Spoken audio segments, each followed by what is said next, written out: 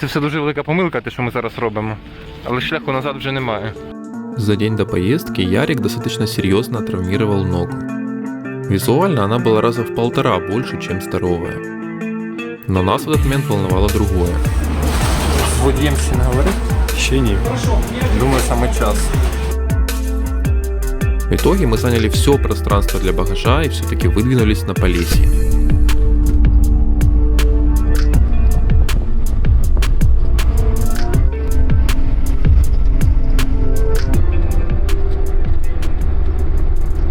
Нам осталось ехать ровно одну остановку. В автобусе осталось всего 4 человека, включая двоих нас. В эту местность довольно редко ездят люди. Села почти заброшены. Ведеться відеоспостереження за тим, як ведеться відеоспостереження. Мы высадились в районе Дымарки и сейчас будем осматриваться и искать путь, куда нам нужно передвигаться дальше.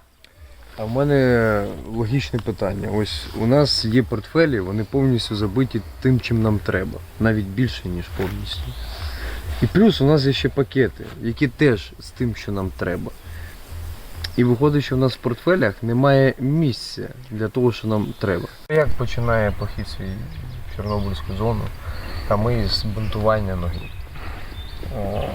Бій знає, що з ногою, чесно кажучи, в трампук не ходили, не хотіли чути поганих новин, бо і так знаємо, що все погано. А теперь в самом начале нашего похода у нас рвутся рюкзаки как раз в том месте, в котором это максимально критично. Решили поверить украинскому производителю рюкзаков, в итоге он нас киданул. И теперь мы не знаем, как мы будем выкручиваться, потому что рюкзак в походе, особенно в таком тяжелом, какой мы планируем, это самое главное. Люди, коли вам здається, що у вас щось рветься, скоріше за все це так і є. 20:50. Село Романівка. Переодягнені, спаковані, проблеми. Порвані підвіски на ранцях. Критично. Пошкоджена моя нога. Критично. Прийнято рішення йти за заданим маршрутом. Критично. Ми зібралися, перевдяглися, екіпірувалися, зібрали речі, як це можливо, зібрали рюкзаки, наскільки це можливо, і будемо вирушати у напрямку зони. С комарами просто катастрофическая ситуация, реально облепили с ног до головы, пшикали с какими-то пшикалками. Конечно, время покажет, насколько они помогают, но пока по ощущениям нас съедят просто и все. У тебе така аптечка, ніби там хірургічні прибори. Ховався комар в легені, всередину легені. А от у мене так здається. Казалось бы, село не Чернобыльской зоны, но судя по развалинам вокруг, создается впечатление, будто здесь Чернобыльская зона. Очень печально, что украинские села в таких вот состояниях. У нас жодного разу не було, крім того, як ми їздили в Прикарпаття. Щоб все було нормально. От просто жодного разу не було. І навіть тоді, коли ми їздили, ми не змогли скинути нормально, флешки, Ми не змогли нормально заплатити за себе, в транспорті.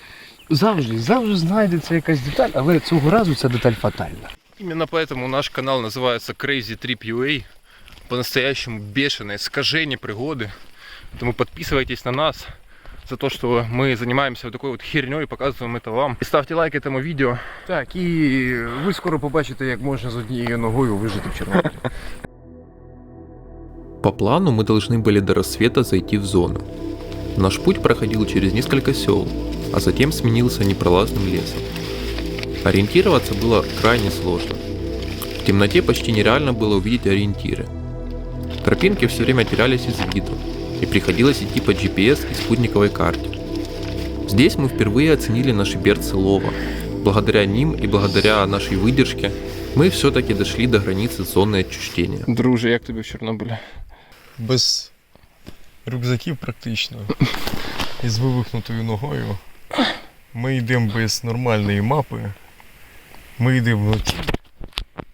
Що найцікавіше, ми ще йдемо.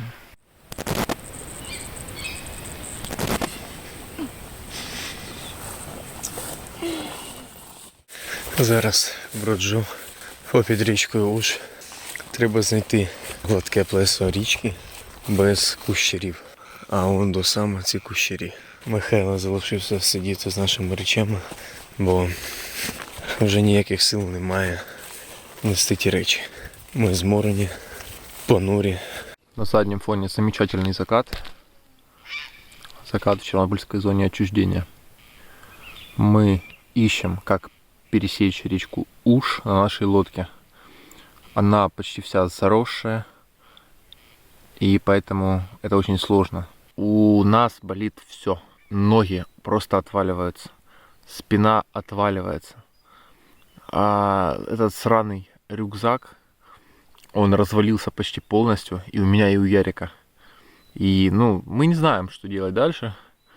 После того, как мы пересечем реку, скорее всего, мы будем скидывать рюкзаки и налегке добираться до Припяти, Дуги там, и прочим достопримечательностям, а уже на обратном пути заберем рюкзаки.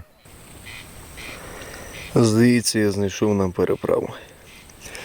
Тут інше питання. Стоїть такий густий туман, що не видно того краю. Я знайшов переправу, але вона не 100%. Тут живуть бобри, я бачив одного, пробігав хижа, тваринка. І вони побудували дамбу. І дамба грає нам на руку. Якраз за дамбою ми можемо переправитись геть на ту сторону. Але є одне але. Ми не знаємо, що на тій стороні.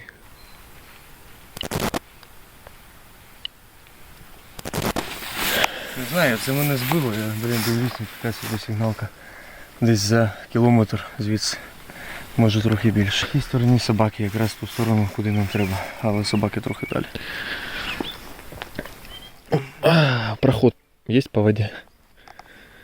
Да. Там есть? Далеко? Другу сторону не видно, туман. Але думаю, переправимося.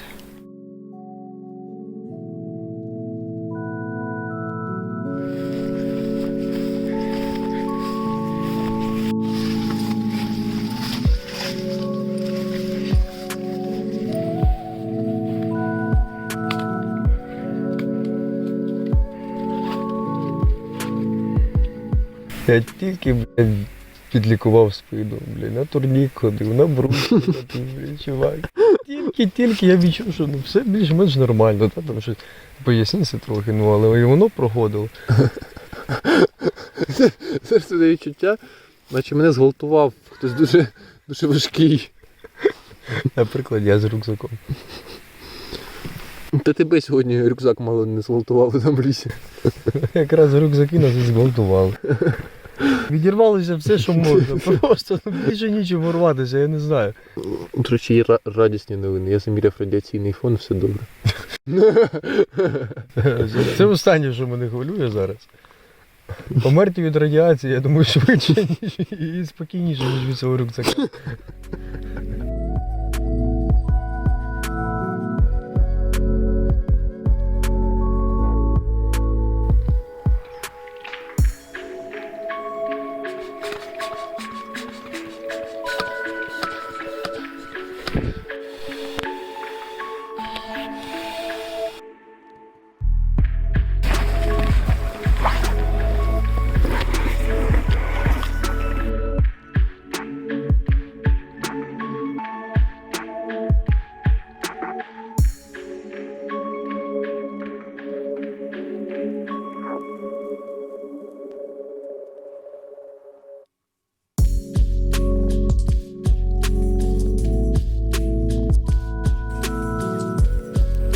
Стаєш коліньми і одразу руки до носа.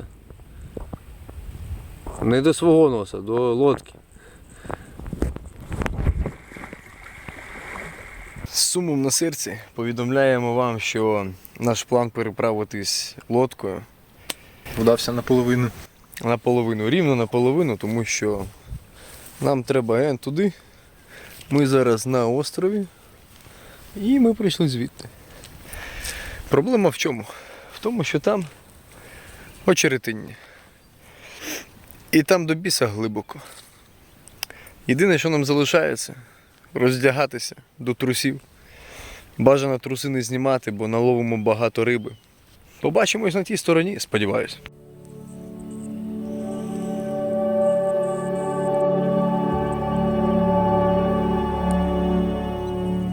Зараз 9:31 і ми дуже вдало перебралися на другу сторону вже.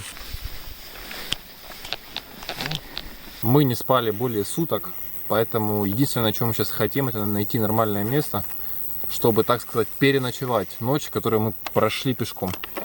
Более суток мы без сна.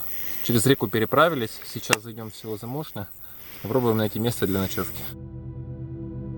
Природа зоны отчуждения поразила нас с самого начала. Разнообразие цветов и трав, голоса птиц, контрастные пейзажи. Это и вправду заповедник, притом, возможно, лучший в Украине.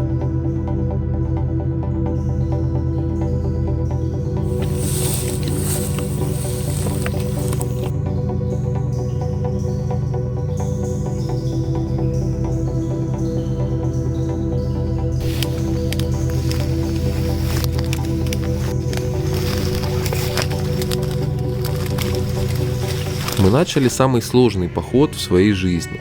Подписывайся на канал и ставь колокольчик, чтобы не пропустить следующие серии. Впереди просто жесть.